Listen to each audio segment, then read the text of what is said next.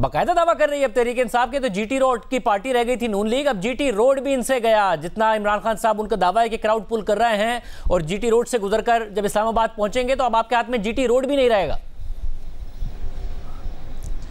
पहले तो इससे पहले कि हम सियासत की बात करें, लेकिन ये कातिल मार्च जो है जहाँ से गुजर रहा है जाने ले रहा है।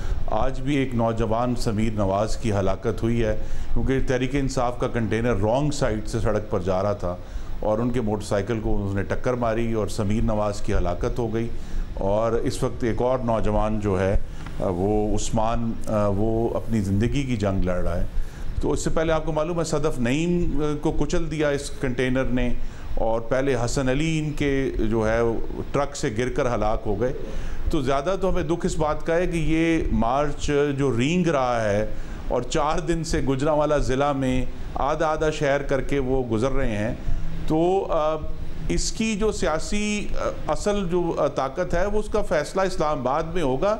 जीटी रोड पर तो इमरान खान मुकम्मल तौर पर नाकाम है, इतना क्राउड पुल करके भी नाकाम है। आप और क्या साबित करें इमरान खान साहब जिसकी वजह से आपके लिए कामयाबी का पैमाना होगा?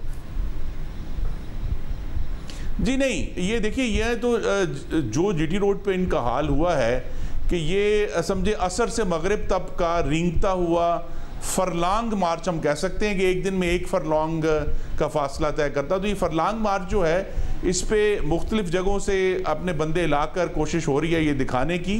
तो दावा तो जो मर्जी कर लें आपके जी जो होगा, लेकिन गुजरांवाला ख़ास तौर पे 2018 में जो जिस बदतरीन तरीके से इलेक्शन को मैनिपुलेट किया गया था और रिगिंग की गई थी, गुजरांवाला 2018 में भी मुकम्मल तौर पर कौमी और सूबाई असम्बली मुस्लिम लीग नून के हाथ में था। तो जब वो इतने मुश्किल तरीन हालात में गुजरांवाला के वोटरों ने मोहम्मद नवाज शरीफ को चुना, तो आने वाले दिनों में तो अल्लाह ताला करम करेगा। अक्टूबर 2023 के इंतखाबात में एक दफ़ा फिर गुजरांवाला नवाज शरीफ का किला साबित होगा। मगर उस वक्त नवाज शरीफ के हाथ में बयानिया था ना, और बयानिया ये था कि मुझे क्यों निकाला, एंटी इस्टेब्लिशमेंट बयानिया था।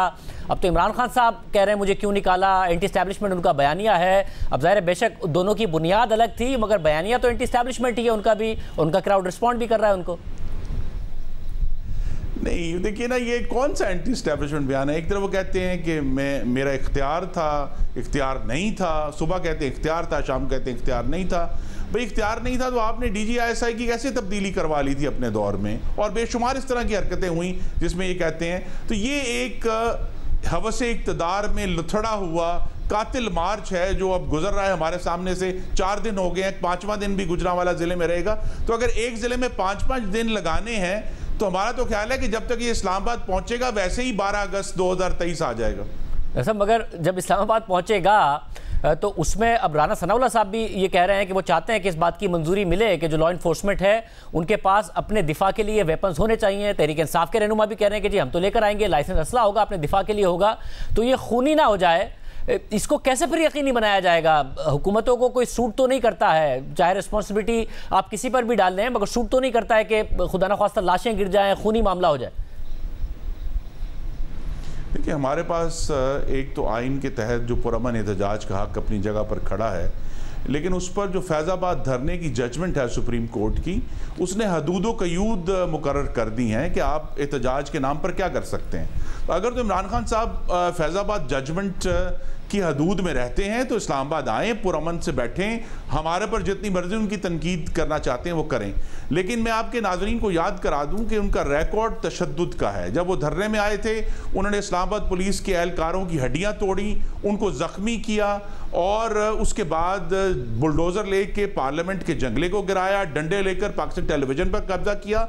और जो चीज़ नज़रों से ओझल हो जाती है, 2016 अक्टूबर में इसी तरह एक आर्मी चीफ की तकर्री से पहले खैबर पख्तूनख्वा के तमाम वसाइल इस्तेमाल करते हुए इमरान खान इस्लामाबाद पर इन्हीं दिनों में 30-31 अक्टूबर को हमलावर हुए थे और हमने उन्हें पसपा किया था अटक पुल के ऊपर। तो उनका रिकॉर्ड तो तशद्दुद का है। तो अगर हम ये एहतियात कर रहे हैं कि इस्लामाबाद के शहरियों की जान, माल और औलाद का तहफ़्फ़ुज़ करना है, सफारत खानों का तहफ़्फ़ुज़ करना है, आइनी इदारों के मरकज़ों का तहफ़्फ़ुज़ करना है, तो उसके लिए अगर हम पूरी तैयारी कर रहे हैं तो ये हमारा फ़र्ज़ है। लेकिन इमरान खान की जो गुफ्तगू है उसके अंदर हमेशा एक तशद्दुद की बुनियाद जो है वो एक अंडर टोन हमेशा रहती है कि अगर ये ना हुआ तो मैं ये कर दूंगा। तो उसके लिए भी हम तैयार हैं। साहब, आप एक तो तरफ तो ये कर रहे हैं, मगर दूसरी तरफ आपकी पार्टी कहती थी कि जब पीका ऑर्डिनेंस में तरमीम करने जा रही थी तहरीक इंसाफ की, ये गलत है, ये तो आज़ादी इज़हार राय का गला घोंटने के बराबर है।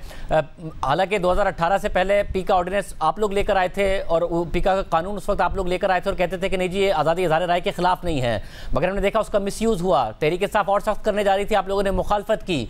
अब एक दफ़ा फिर काबीना से मंजूरी हो गई है कि सोशल मीडिया पर जो बात होती है इदारों के खिलाफ, उस पर क्रैकडाउन के लिए राना सनाउल्लाह साहब कह तो रहे हैं कि आज़ादी इज़हार राय पर कलगने हुई तो हम इसको वापस ले लेंगे, मगर एक दफ़ा जब चीज़ हो जाती है फिर उसका किस तरीके से मिसयूज़ होता है। आप जिसके खिलाफ खड़े थे वही काम करने जा रहे हैं। जी मैं तो ज़ाती तौर पे उसके सख्त मुखालिफ था जो इमरान खान साहब ऑर्डिनेंस लेकर आए थे, और काबीना में भी मैंने इसकी मुखालफत की है। और मेरी इस्तदा होगी, वज़ीर आज़म चीन से तशरीफ़ ला रहे हैं वापस, आज किसी वक्त आ जाएंगे, तो मेरी उनसे इस्तदा होगी कि इसको फौरी तौर पर वापस लिया जाए, क्योंकि जो 2017 का पीका कानून है उसके अंदर तो तमाम जो आइनी तहफ़्फ़ुज़ पाकिस्तान के शहरी को हासिल है उसको यकीनी बनाया गया था। तो हमें उस आइन के तहफ़्फ़ुज़ को कायम रखना है, क्योंकि असल जो जंग है वो ये नहीं है कि इमरान खान सड़क पर है या नहीं है। असल जंग ये है कि पाकिस्तान में आइन की सरबुलंदी होगी या नहीं, और उसके नतीजे में 2023 अक्टूबर में होने वाले इंतखाबात सही मानों में साफ, शफाफ और गैर आइनी मुदाखलत से पाक होंगे या नहीं। असल जंग वो है। यानी ये आप कह रहे हैं कि आप वज़ीर आज़म से कहेंगे ये जो मामला चल रहे हैं ये नहीं होना चाहिए, आप इसकी बात करेंगे? मेरी इस्तदा होगी कि आर्जी तौर पर किए गए ऐसे इकदाम जो हैं शायद उस वक्त तो बहुत अच्छे लगते हैं, लेकिन अगर जो मेरी पार्लिमानी जो मुझे गुजरांवाला के वोटरों की मेहरबानी से एक तजर्बा हुआ है वो ये है कि आर्जी मकासद के लिए की गई कानून साजी हमेशा तबाहकुन साबित होती है। तो मेरी इस्तदा आपके तवस्सुत से भी है, और मैं ख़ुद भी ज़ाती तौर पर वज़ीर आज़म से दरख्वास्त करूँगा कि इसको नाफिज़ुल अमल ना किया जाए, ताकि पाकिस्तान में जो शख्सी आज़ादी है, जो आइन के तहत आज़ादियाँ हमें हासिल हैं, जिसके अंदर कदगने भी हैं, जिसके अंदर एक हदूद व कयूद भी हैं सुप्रीम कोर्ट की जजमेंट्स की वजह से, उनकी मौजूदगी में हमें उस पर कायम रहना चाहिए।